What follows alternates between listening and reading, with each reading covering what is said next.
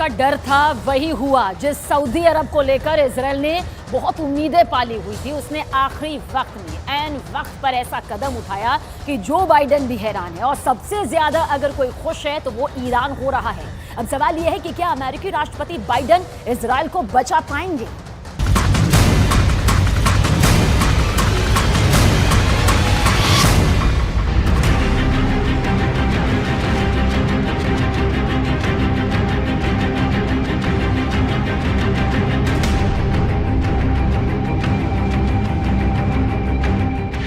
पूरी दुनिया की नजर इस शख्स पर थी। सब जानना चाहते थे कि यह शख्स क्या फैसला लेगा। इसने अमेरिका की तरफ देखा, इसने ईरान की तरफ देखा, इसने फिलिस्तीन की तरफ देखा और फिर कह दिया ना। मोहम्मद बिन सलमान ने साफ साफ इनकार कर दिया। इस ना के आगे नए तनाव का खतरा है। इस ना के आगे नए युद्ध का डर है। इस ना की वजह से पूरा पश्चिम एशिया एक भूकंप आने का इंतजार करने लगा है, जो अब पूरी दुनिया को हिला सकता है। सऊदी अरब और इजराइल के बीच फिलिस्तीन का मुद्दा फिर से सुलगने लगा है। जो तबाही मोहम्मद बिन सलमान ने गाजा पट्टी में देखी, जिस खून खराबे की तस्वीरें वेस्ट बैंक से निकलकर पूरी दुनिया तक गई, उन तस्वीरों ने मोहम्मद बिन सलमान को बेचैन कर दिया है।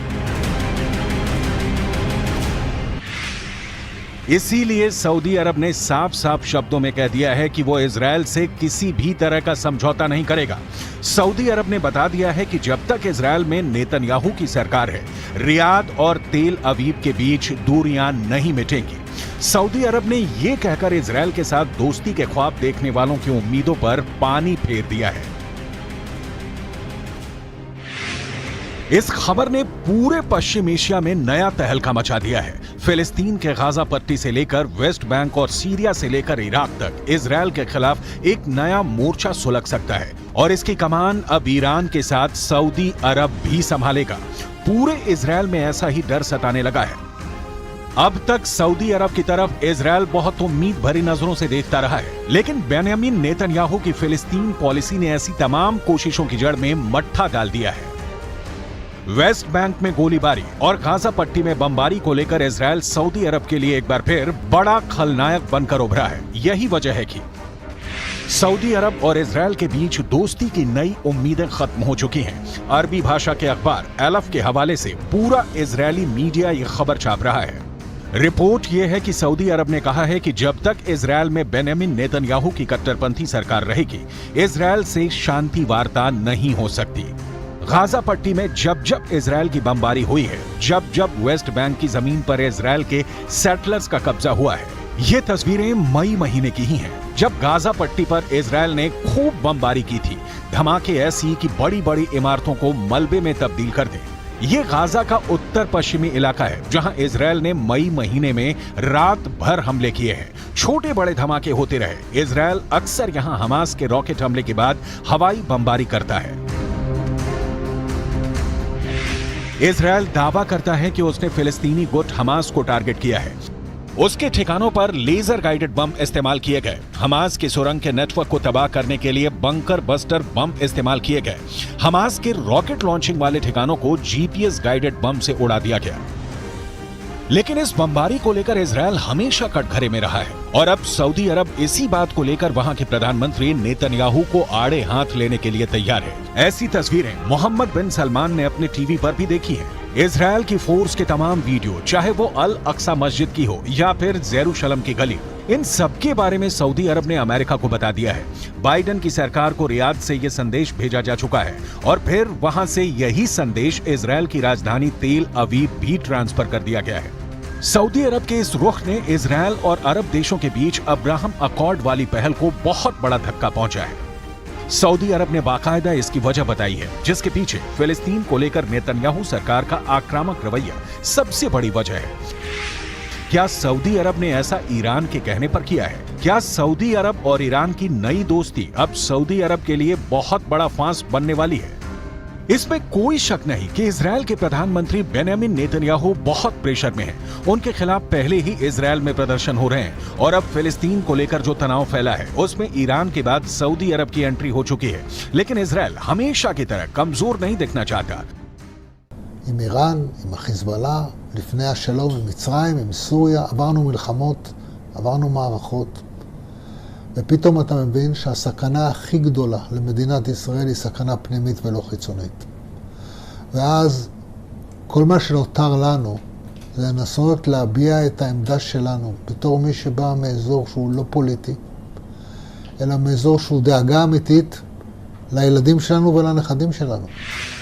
पश्चिम एशिया में विवाद के इस पूरे मकड़जाल में इजरायल की फिलिस्तीन नीति नेतन्याहू के लिए मुश्किलें पैदा कर सकती है।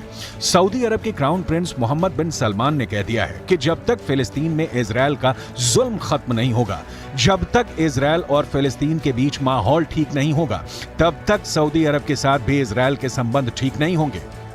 ऐसा अलफ अखबार का दावा है। कह सकते हैं कि इजरायल के खिलाफ सऊदी अरब खुल्लम खुल्ला उतर चुका है। ईरान से दोस्ती के बाद सऊदी अरब के इजरायल को लेकर ये सबसे तीखे तेवर कहे जा सकते हैं।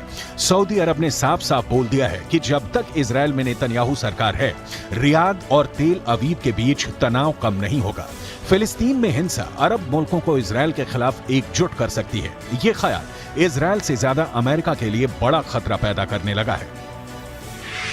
क्या पश्चिम एशिया में एक बार फिर सऊदी अरब की लीडरशिप में तमाम अरब मुल्क फिर से इजरायल के खिलाफ एकजुट हो जाएंगे? क्या अरब मुल्क और ईरान एक साथ आए तो इजरायल और अमेरिका की ताकत कमजोर पड़ जाएगी?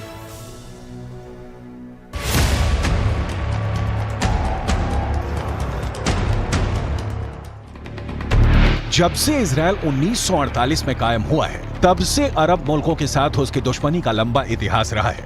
लेकिन पिछले कुछ वर्षों में इनके रिश्ते सुधरने शुरू हुए। बहुत से अरब देशों और इजरायल के बीच राजनयिक रिश्ते कायम हुए हैं। इसे अब्राहम अकॉर्ड का नाम दिया गया और अरब देशों के बीच इजरायल की इमेज बिल्डिंग को एक नया लॉन्च पैड मिल गया। इसे पश्चिम एशिया में शांति कायम करने का नया तरीका बताया गया। अब्राहम अकॉर्ड को उसके अंजाम तक पहुंचाने वाला अमेरिका इजरायल और सऊदी अरब की सुलह कराने में भी जुट गया। Excellency, my friend, the foreign minister, and I agreed that we should work together to increase the number of the direct flights, the tourism, the trade volume, the investment. UAE यानी संयुक्त अरब अमीरात, Sudan, Morocco और Bahrain अब Israel के साथ अपने रिश्तों की शुरुआत कर चुके हैं। फिर ऐसा लगने लगा कि पश्चिम एशिया में अरब मुल्कों के बीच सबसे बड़े खिलाड़ी सऊदी अरब के रिश्ते भी इजरायल से सामान्य हो सकते हैं। लेकिन अब फिलिस्तीन को लेकर इजरायल और सऊदी अरब में दूरी फिर से बढ़ गई है।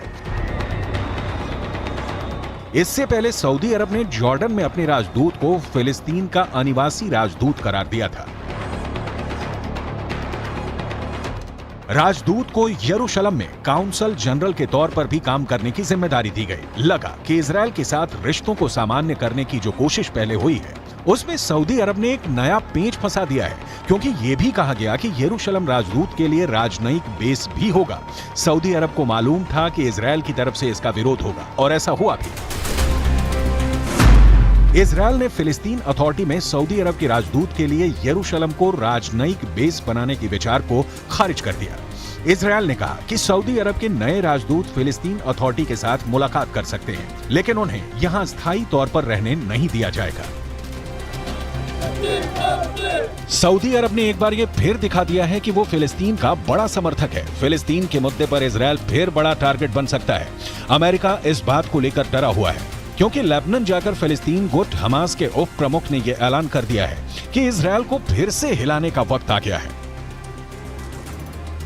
यह तस्वीर हमास के उप प्रमुख सालेह अल अरूरी की है। अरूरी ने लेबनान जाकर फिलिस्तीन को आजाद करने को लेकर बने पॉपुलर फ्रंट के उप महासचिव जमील मजहर से मुलाकात की। इस मुलाकात में तय हुआ कि इजरायल के खिलाफ इंतीफदा यानी फिर से हथियार बंद विद्रोह का वक्त आ गया है।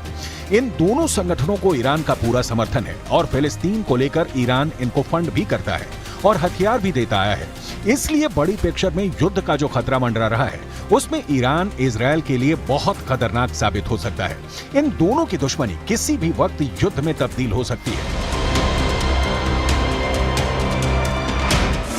इजरायल और ईरान एक दूसरे के सबसे बड़े दुश्मन हैं। दोनों ही एक दूसरे को मिटाने की धमकियां देते हैं।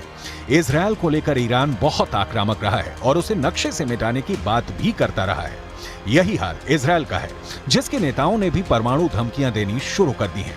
ईरान के राष्ट्रपति इब्राहिम रईसी ने हाल ही में इजरायल के 2 बड़े शहरों को मिटाने की धमकी दी, जिसके बाद युद्ध का खतरा बढ़ने लगा।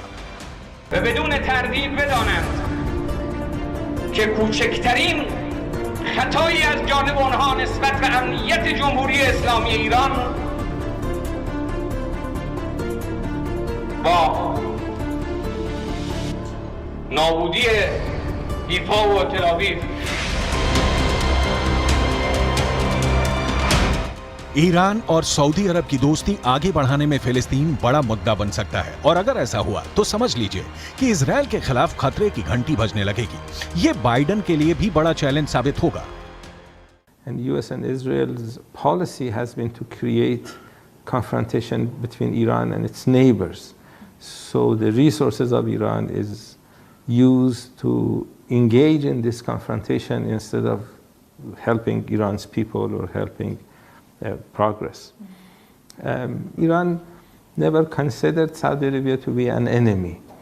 Iran didn't want to have bad relations with Saudi Arabia. Iran wanted to have good relations with all neighbors, including Saudi Arabia.